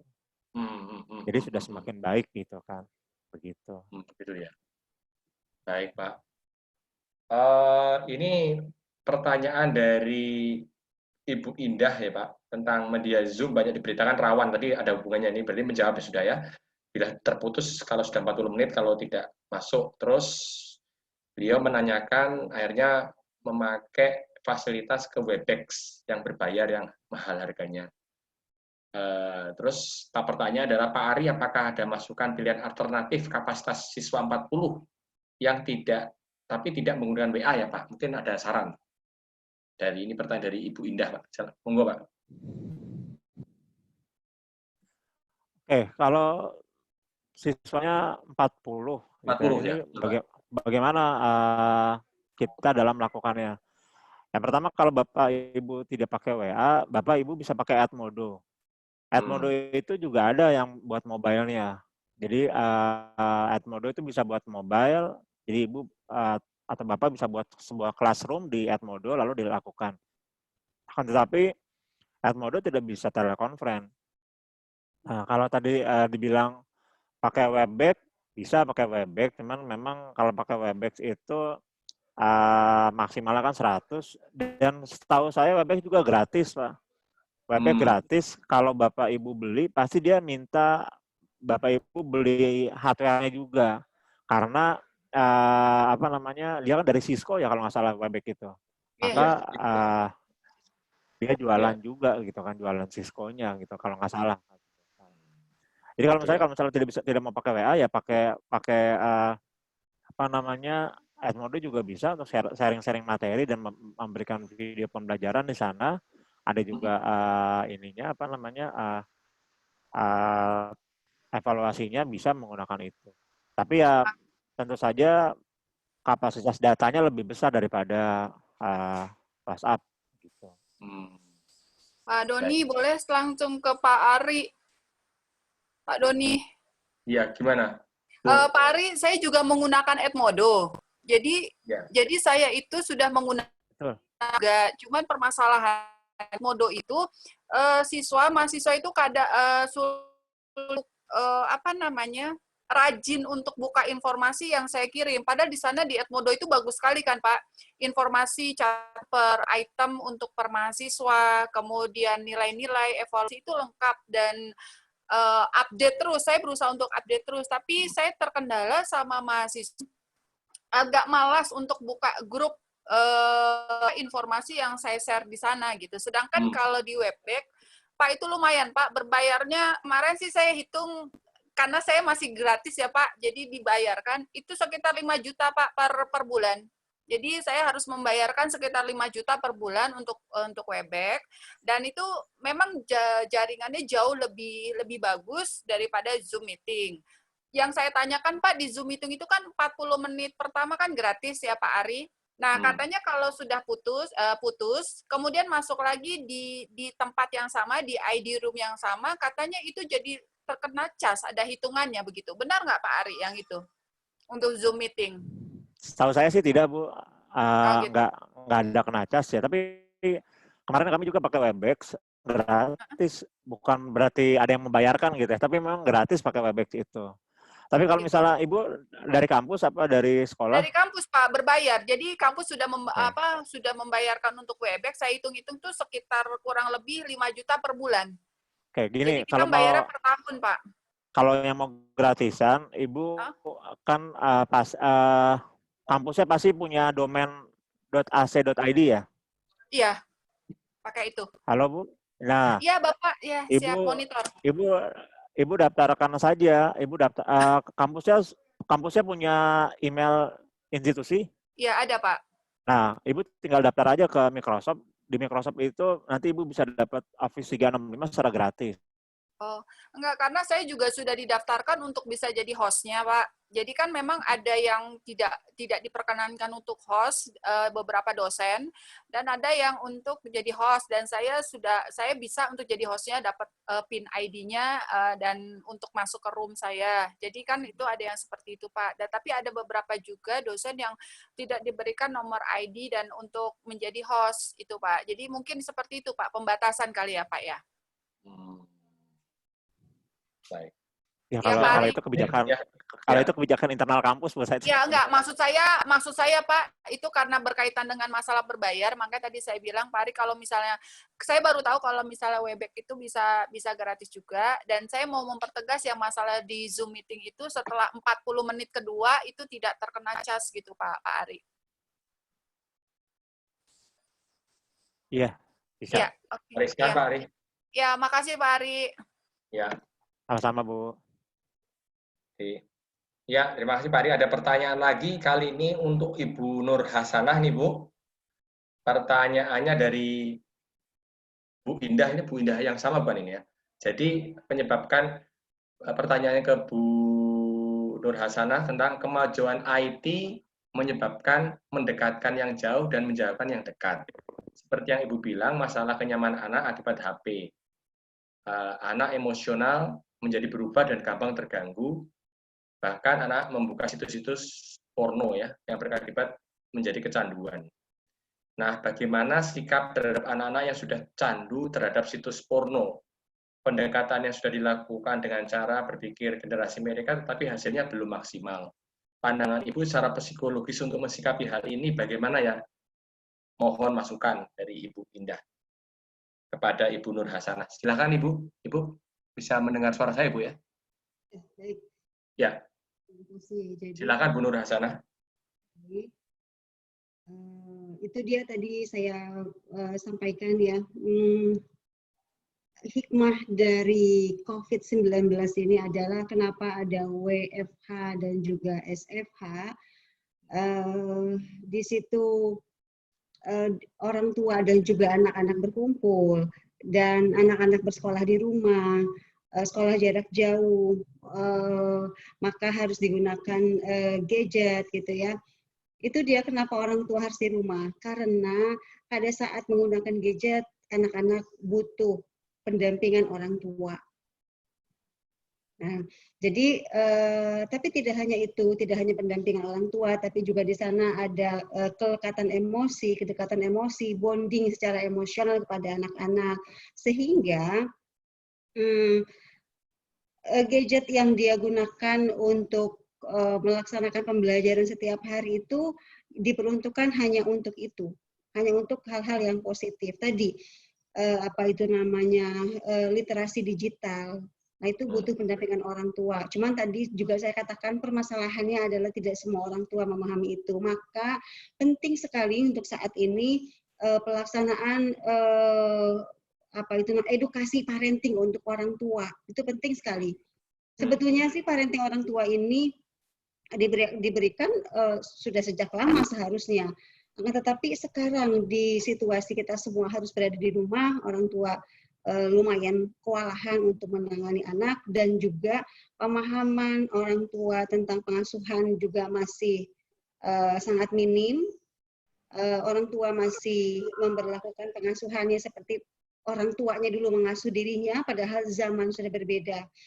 Tentang kecanduan, maka kalau misalnya orang tua tidak mendampingi secara baik ya kepada anak-anak untuk pembelajaran digital ini, maka akan dimungkinkan muncul masalah baru, yaitu apa? Kecanduan handphone, kecanduan gadget, atau juga akan muncul masalah baru, apa itu? Stres ya kepada seluruh anggota keluarga. Nah, bicara tentang kecanduan gadget ini, apa itu namanya, kita memberikan diagnosa kecanduan gadget itu hanya boleh dilakukan oleh psikolog atau juga psikiater. Kalau memang anak itu setelah dibawa ke psikolog atau juga ke psikiater ada indikasi kecanduan gadget, maka solusinya adalah harus dilakukan terapi.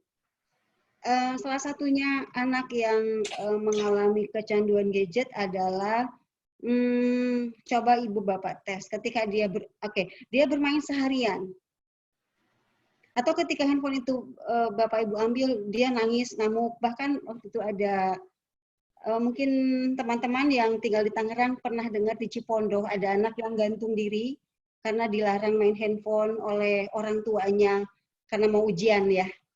Mungkin ada yang dengar berita itu. Nah, itu anak itu sudah mengalami kecanduan gadget, maka harus dilakukan terapi psikologi. Itu secara bertahap ya.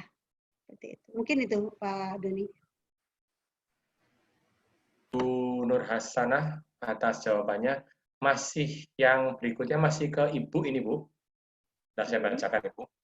Sebentar saya bacakan. Ini pertanyaannya dari agak panjang nih. Pertanyaannya dari Pak Zainal Ihsan. Tantangan akan lebih besar dan akan muncul jika kebijakan tidak didukung dengan diterapkannya infrastruktur internet dan teknologi yang kurang memadai seperti di daerah-daerah pedesaan. Hal serupa bagi anak peserta didik yang kurang memiliki akses terhadap teknologi dan internet. Satu-satunya yang dapat dilakukan adalah memberikan pekerjaan rumah banyak kepada peserta didik, meskipun metode itu tidak maksimal, ya. Dan harus disetor di kelas tatap muka ketika kembali digelar. Masalah ini mengalami kesulitan untuk konsultasi, ya. Murid maksudnya ini, Mas. Murid konsultasi dengan guru, terutama untuk pelajaran yang dianggap membutuhkan pelajaran dan pemahaman yang lebih mendalam, misalnya matematika. Pertanyaannya dari Pak Zainal adalah, mohon bagaimana solusi yang terbaik menurut Bu Nur Hasanah? Mestinya pendidikan Indonesia untuk menyikapi hal tersebut jika dilihat dari faktor-faktor kesehatan karena terus di depan komputer dan HP. Karakter anak dan materi ilmu yang masih ada kendala, sedangkan soal dan tugas harus terus-menerus diselesaikan. Mohon masukannya. Baik, jadi kalau kondisinya seperti ini, kalau memang secara teknologi di daerah pedalaman itu belum ada, maka yaitu kembali lagi kepada pola pengasuhan orang tua yang baik, yang cerdas. Orang tua dituntut untuk itu. Bicara tentang belajar, pada dasarnya tidak melulu hanya berkaitan atau tidak melulu hanya mengejar kurikulum. Orang tua dipaksa untuk cerdas dalam pengasuhan anak. Ketika ini terjadi, maka tadi sudah saya katakan, lakukan proyek-proyek sederhana. Laksanakan daily activity sebaik mungkin. Laksanakan pendisiplinan atau juga kegiatan-kegiatan keseharian saja, misalnya membantu orang tua di dapur. Gitu. Terus apalagi membuat makanan, masakan secara bersama, bercocok tanam, menanam biji cabai misalnya, dan lain sebagainya. Itu juga termasuk pembelajaran yang luar biasa. Bicara tentang education, asal katanya educare. Educare itu adalah mengeluarkan potensi yang ada di diri anak-anak. Nah, sebetulnya setiap anak itu sudah punya potensi. Nah, orang tua tinggal menggali untuk membimbingnya, tapi tidak melulu berkaitan dengan pencapaian target kurikulum. Ya, mestinya sih memang pemerintah membuat kurikulum darurat ya terkait dengan ini, karena tadi idealnya begitu, Pak ya. Idealnya ada semacam kurikulum yang disisipkan dalam kondisi ini, Bu ya. Di adjust ya. Ada adjustment ya, ada adjustment gitu ya. Betul. Nah, gitu. Betul. Ya. Jadi lebih ke arah life skill ya untuk sekarang ini ya. Untuk kondisi sekarang ini. Life skill ya, baik, Bu. Baik, lanjut ke pertanyaan berikutnya. Sepertinya pertanyaan masih ke Ibu ini, Bu. Dari Ibu Risna ya. Assalamualaikum. Ini dari Ibu Risna Dewi. Alhamdulillah menarik sekali materi dari Ibu Nur Hasanah. Dalam darurat COVID-19 saya merasa menjadi ibu atau mama yang hebat. Karena saya harus mengajar online dan juga harus menjadi guru hebat untuk anak-anak saya di rumah. Pertanyaannya bagaimana memberikan emosi positif dalam proses agar mereka terbiasa di rumah dengan metode kita sebagai orang tua yang notabene berbeda dengan metode di sekolah. Mohon masukannya, terima kasih. Ya, waalaikumsalam Bu Risna. Luar biasa itu sudah menambahkan imun tuh ketika Bu Risna tadi ya Pak Doni ya. Ketika Bu Risna mengatakan bahwa saya seperti menjadi ibu yang hebat, itu luar biasa kalau memang itu secara konsisten ibu menyatakan bahwa diri ibu adalah ibu yang hebat karena melaksanakan pekerjaan rumah atau juga ngajar juga ya Ibu ya, dan juga ngajar anak juga di sekolah gitu. Itu luar biasa karena diharapkan kita semua sekarang di rumah itu aktivitasnya yang menyenangkan saja untuk meningkatkan imun kita. Gitu.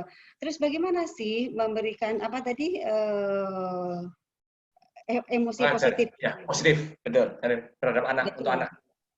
Nah, ketika orang tua sibuk dengan berbagai macam aktivitas, maka orang tua juga harus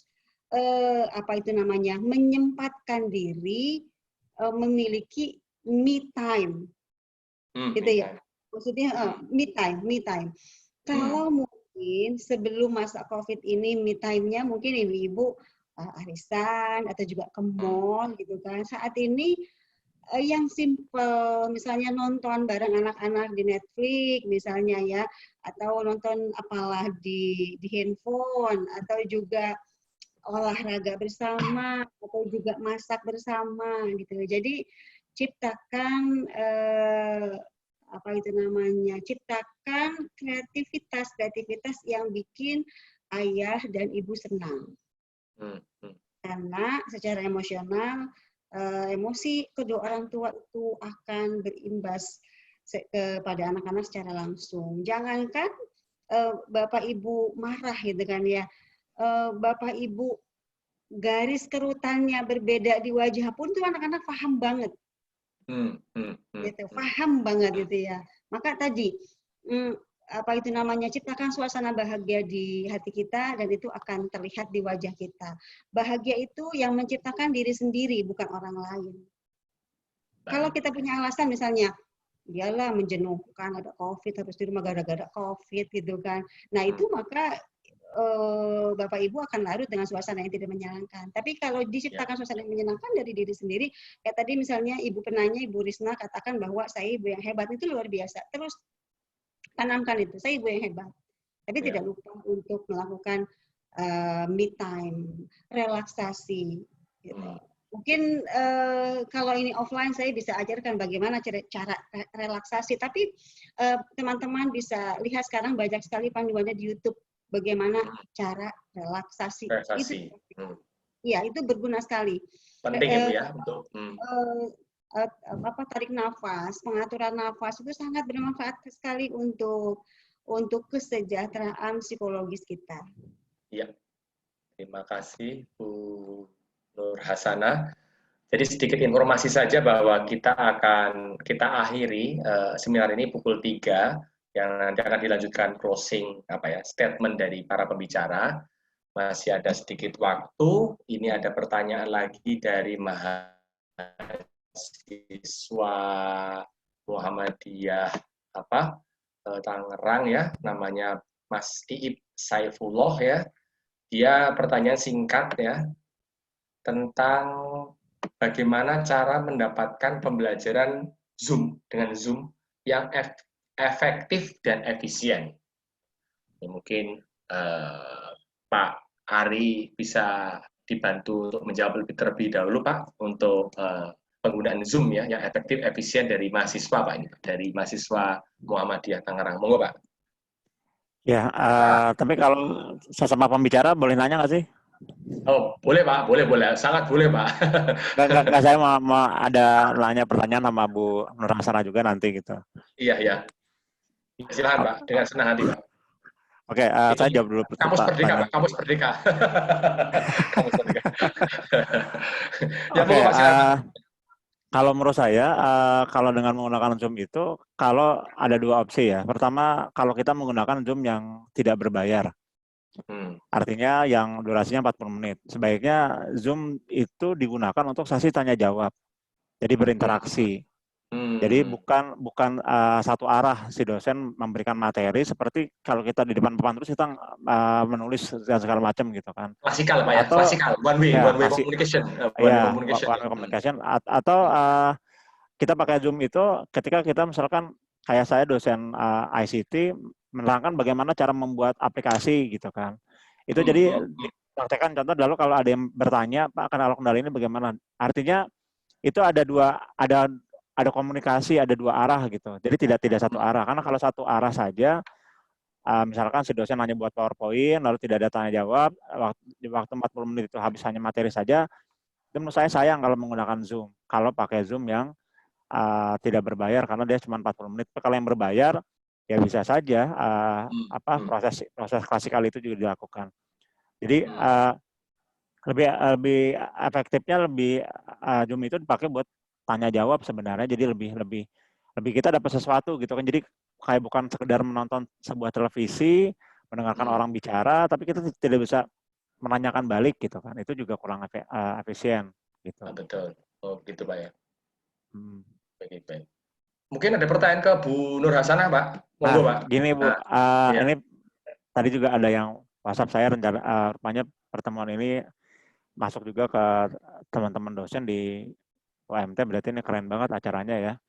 Pertanyaan dari teman-teman dosen itu, kan ketika kita masa normal itu kan kita lebih banyak di luar. Jadi waktu dengan keluarga itu terbatas lah gitu kan, seperti quality time dengan keluarga terbatas. Nah, ketika kita work from home, lalu semua aktivitas di rumah, itu seminggu mungkin is okay gitu kan. Tapi setelah masuk lebih dari seminggu, berapa minggu, itu mulai penat gitu. Mulai membosankan dan akhirnya jadi emosi tuh, jadi marah-marah segala macam gitu. Itu bagaimana Bu biar bisa relaxing dan bisa menerima keadaan yang memang, kalau saya sih pernah mendapatkan keadaan itu, makanya saya bilang jadi ibu itu luar biasa ya, bisa menangani anak-anak gitu ya. Karena pas saya suruh jaga anak-anak, lebih pusing daripada bikin program gitu Bu. Seperti itu Bu. Oh iya. Baik, pertanyaannya Ibu Nur Hasanah sudah mendengar. Monggo Bu, silahkan. Gimana kira-kira kiat-kiatnya nih? Ini pertanyaan dari Pak Ari yang mungkin mewakili dari beberapa dosen dari UMT Pak ya, yang dilewatkan dari Pak Ari. Monggo Bu, silakan. Ya, sebelum saya jawab, saya mau bicara sama teman-teman ibu-ibu semua yang ada di sini. Berterima kasihlah kepada COVID karena Pak Ari baru merasakan bahwa hebatnya ibu-ibu di rumah ngasuh anak juga. Betul ya. Salut buat ibu-ibu ya. Salut buat ibu-ibu. Betul ya Pak Ari. Ini adalah, tadi saya sudah katakan, ini adalah kondisi yang tidak biasa dan juga sebetulnya ketika kita merasakan nggak nyaman, ketika merasakan kelelahan yang luar biasa, ini merupakan perasaan yang wajar. Yang tidak wajar itu adalah keadaannya. Jadi normal, yang tidak normal saat ini adalah keadaannya. Akan tetapi kita sebagai manusia dituntut atau juga diharuskan untuk pandai menyesuaikan diri. Adjustment ya. Ya, betul. Itu dia makanya orang yang mampu untuk menyesuaikan diri di kondisi apapun, maka itu adalah orang yang sejahtera ya secara psikologis. Banyak hal-hal, banyak kegiatan yang bisa jadi alternatif kita untuk bisa melakukan hal tersebut, artinya supaya kondisi psikologis kita sejahtera, ya tadi dengan melakukan hobi kita nonton sama anak-anak bareng, tiduran bareng di depan TV, misalnya, yang mungkin ketika kemarin kita sibuk kita tidak bisa merasakan itu. Lalu juga melaksanakan sholat berjamaah bareng bagi muslim, makan bersama, masak bersama di dapur. Jadi kan itu adalah kegiatan-kegiatan yang sangat kita nikmati yang kita tidak pernah lakukan sebelumnya. Selain itu juga tadi berbagi tugas dengan istri ya. Pasangan ya. Pasangan. Aku dari jam 7 sampai dengan jam 10 fokus di pekerjaan. Tolong jangan diganggu gitu kan. Entah itu kunci kamar atau bagaimana. Itu penting untuk dilakukan ya Pak ya. Untuk beberapa orang yang memang sudah terbiasa kerja di rumah seperti saya misalnya, biasa-biasa aja. Tapi untuk orang yang biasa kerja di luar, ini luar biasa. Kejenuhannya ya. Tapi sekali lagi kita sebagai manusia dituntut untuk mampu menyesuaikan diri di kondisi apapun. Gitu ya. Jadi adjustment Bu ya. Mantap ini. Terima kasih. Menarik sekali ini saran dari Ibu ini. Ada sanggahan Bu Pak Ari Pak? Atau apa ya? Tambahan ada yang kurang perlu diperjelas dari Bu Nur Hasanah Pak Ari? Kalau nggak ada, jadi, Semangat gitu ya. Semangat Pak. Iya. Baik, Bapak Ibu sekalian, para peserta pelatihan seminar pengabdian masyarakat ya. Kita memang menargetkan waktu diskusinya itu kurang lebih 2 jam ya. Kami sudah melakukan riset bahwa waktu efektif untuk online itu tidak boleh terlalu lama ya. Pantatnya panas dan tidak bisa bisa menyerap lebih baik dengan lebih banyak kalau waktunya lama. Sebenarnya banyak pertanyaan-pertanyaan yang di list chat ini yang belum bisa dijawab. Kami atas nama panitia mohon maaf yang sebesar-besarnya karena memang waktulah yang mengharuskan ya. Bukan masalah jadwalnya, waktunya mungkin ada, tapi saya pikir sudah tidak kurang maksimal ya, karena sudah diriset berkali-kali tatap muka lewat online ini tidak boleh terlalu panjang jamnya, karena itu akan tingkat efektivitasnya akan berkurang lama-lama. Nah, sebelum kita akhiri akan ada closing statement dari pembicara. Tetapi sebelum ada closing pembicara dari Pak Ari dan Bu Nur Hasanah untuk pembicaraan hari ini, diskusi hari yang cukup menarik ini, saya sampaikan bahwa untuk peserta yang sudah ikut dan membutuhkan e-sertifikat, nanti dipersilahkan untuk menghubungi panitia di email, tetapi dengan kami minta tolong untuk sebelum mendapatkan e-sertifikat untuk bisa mengisi semacam feedback ya, semacam kuesioner kecil ya, nggak panjang-panjang, yang bisa untuk diisi, untuk dikirim. Nanti setelah dikirim itu panitia akan mengirim e-sertifikat kepada Bapak Ibu semua. Ucapan terima kasih kami sampaikan kepada semua panitia dan juga semua peserta yang saya juga kaget pesertanya di luar dugaan ya, cukup banyak sekali. Terima kasih atensinya untuk acara ini. Baik, untuk sebelum kita akhiri, ada closing statement dari pembicara, mungkin dimulai dari Pak Ari. Pak Ari, mungkin ada semacam closing statement, Pak. Monggo, Pak. Baik, mungkin closing statement dari saya, situasi ini memang tidak mengenakan. Dan kita memang harus, seperti tadi mengutip kalimat Bu Nur Hasanah, bisa beradaptasi dan bisa melewati ini semua. Namun dalam melewati ini semua dan memilih media daring yang cocok buat pembelajaran kita adalah kita lihat dari sisi peserta didiknya agar tidak memberatkan. Karena kalau memberatkan pun nanti mereka akan putus di tengah jalan dan tidak bisa memaksimalkan. Jadi apa yang mau kita sampaikan itu jadi pilihan utama, pemilihan daring. Lalu yang kedua adalah yang paling mudah dan paling ringan dari segi koneksi dan dari segi biaya itu yang kita pilih. Ini itu saja, Pak. Terima kasih. Ya, jadi titik tekan atau aksentuasi dari Pak Ari Azhar adalah masalah pemilihan daringnya ya, yang betul, paling murah dan paling aksesibel ya, karena tidak semua tentunya kita atau mahasiswa atau murid itu mempunyai kondisi ekonomi atau kondisi yang sama ya, jadi mungkin perlu institusi pendidikan terutama WISE ya, cukup bijaksana untuk bisa memilih untuk pemilihan daring. Baik, lanjut ke closing statement dari Ibu Nur Hasanah ini, pakar psikolog kita hari ini. Monggo, Bu. Ya, baik. Teman-teman sekalian, kita semua dalam kondisi seperti ini ketika secara ekonomi kita mengalami berbagai macam permasalahan ya, kesejahteraan ekonomi mengalami permasalahan, tapi setidaknya kesejahteraan psikologis kita utamakan. Itu yang paling penting sehingga kedepannya kita masih bisa sehat, masih bisa menjalankan kehidupan normal seperti biasa, karena diharapkan dengan berlalunya COVID nanti, pasca COVID ya, nantinya kita masih tetap sehat.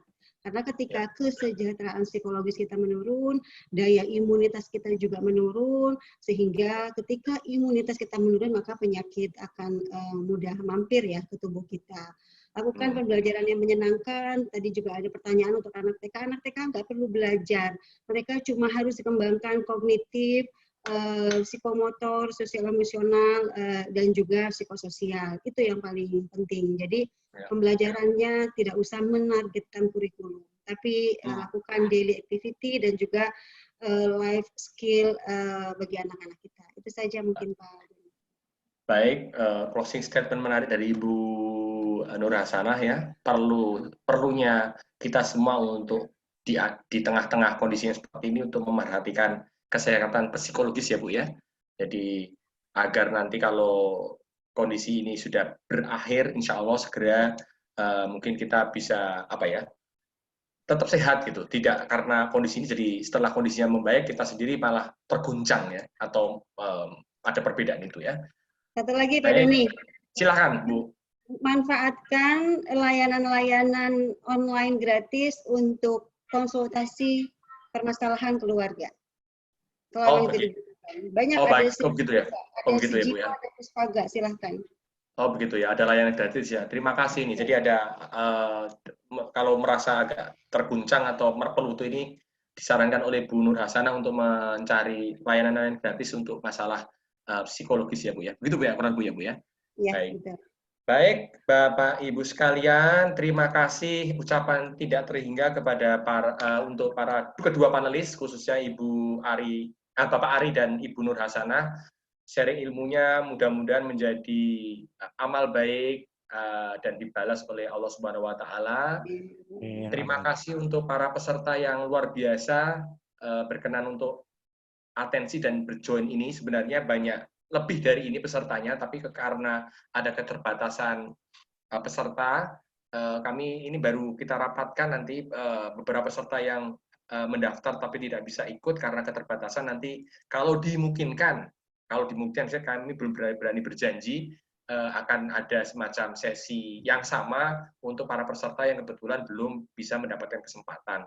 Tetapi ini masih akan kita godok terlebih dahulu karena kita juga surprise juga bahwa yang mendaftar bisa sebanyak ini ya. Saya pikir yang mendaftar, kami pikir sedikit ya.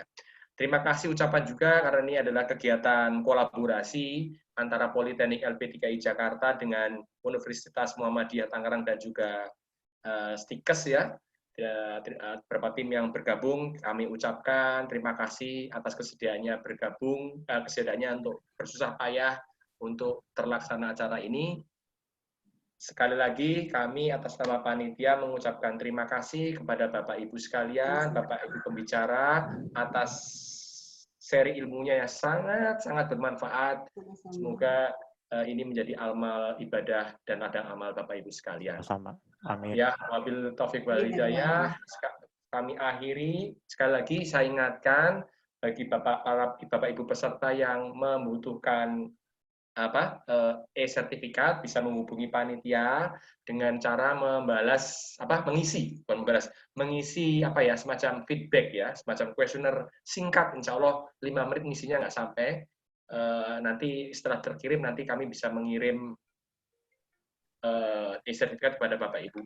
Terima kasih Bapak Ibu, semoga nanti kita bisa ketemu di kegiatan yang lain. Terima kasih Pak Ari, terima kasih Ibu Nur Hasanah. Wabil taufik wal hidayah. Assalamualaikum warahmatullahi wabarakatuh. Sampai ketemu. Ketemu di lain kesempatan yang lebih baik. Izin live bro. Ya, izin Bu ya. Izin Mbak ya. Terima kasih. Terima kasih Bapak Ibu semua.